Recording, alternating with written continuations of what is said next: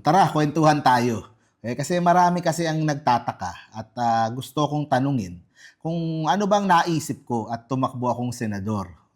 So maganda sagutin natin sa vlog na 'to ta's kuwento ko na din kung ano yung mga nangyari na at ano yung mga plano ko pang gawin, Habang pinapakita ko yung ikot namin kanina sa 16 barangays diyaan sa Navotas. So, bakit ko nga ba naisipang tumakbo? Eh, I've been a political vlogger for 6 years na. I've been covering Yorme Isko, Mayor Vico Soto, Bosita, Willie Ong, so lahat yan kino-cover ko. Ang dami kong mga gustong mangyari sa bansa.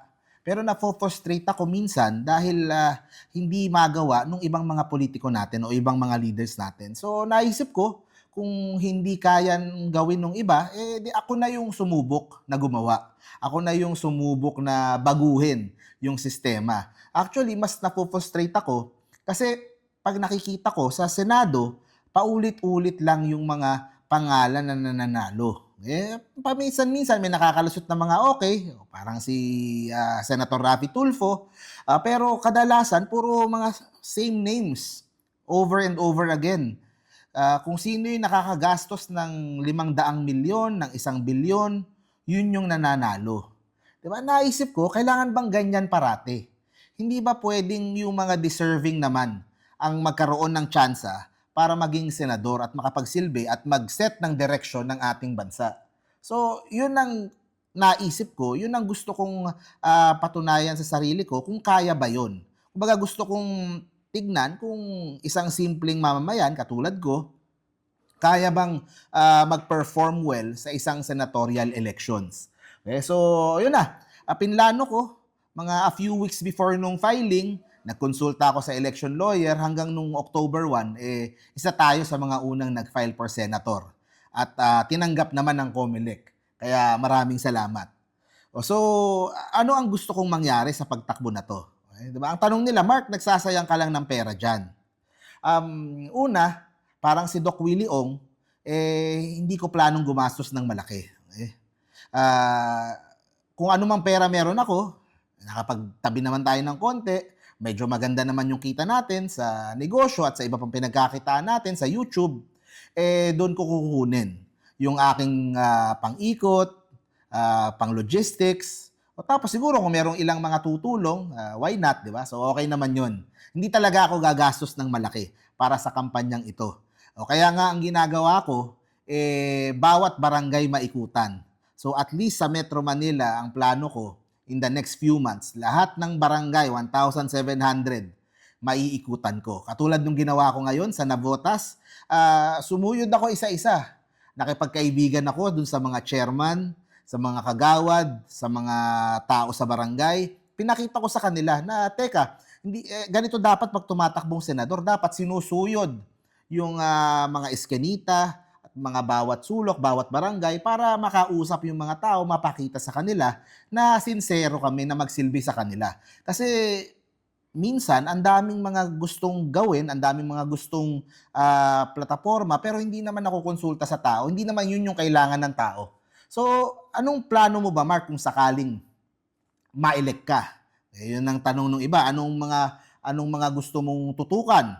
O ang pinaka-tagline po na napili ko is payamanin ang Pilipino. Sa mga barangay na naikutan ko na, ang napapansin ko, yun talaga syempre ang number one problema, pera.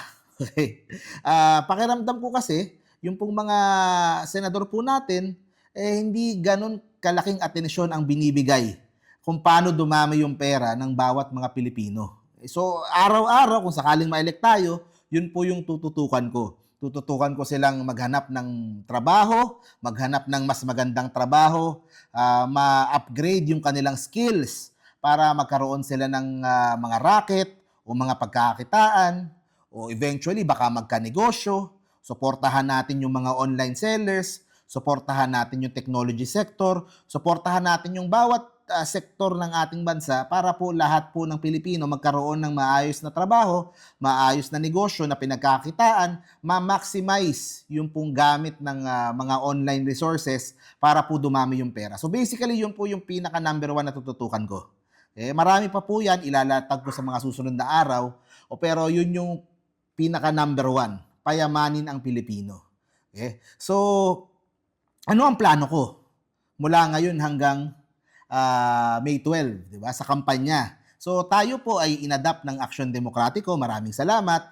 Sasama tayo kay Doc Willie Ong pagbalik niya dito sa Pilipinas. So suportahan din natin yung ibang mga senatorial candidates katulad ni Colonel Bosita, yung mga Tulfo, sinusuportahan natin yan. Si Tito Sen, of course, Dabarkads, at iba pang mga senatoriables. Susuportahan po natin na sila kasi mas may chance para at least ma-elect po yung mga gusto po nating ma-elect. Pero para po sa akin, sasabay tayo sa kanila.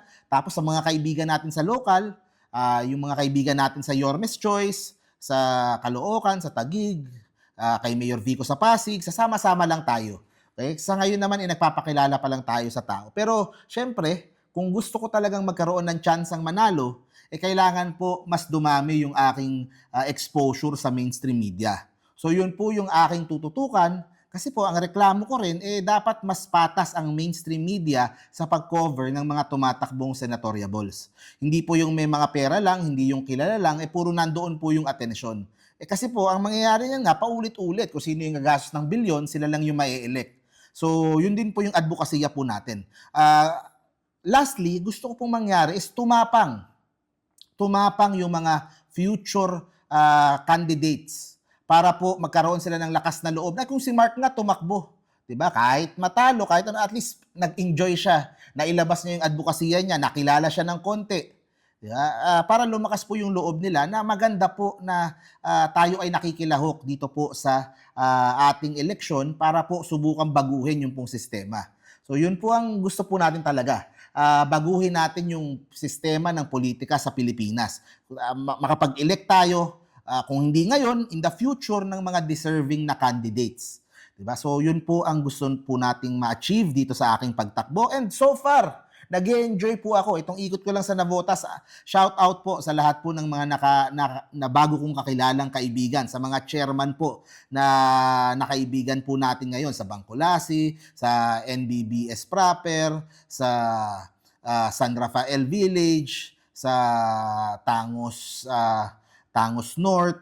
So lahat po ng mga chairman po na nakilala po natin, tsaka yung mga kagawad, tsaka yung mga iba't ibang mga nakatira po doon, maraming salamat po sa inyong warm na reception po sa akin, and pipilitin ko pong bigyan kayo ng isang dissenting campaign that you can all be proud of. Maraming salamat po sa inyong suporta.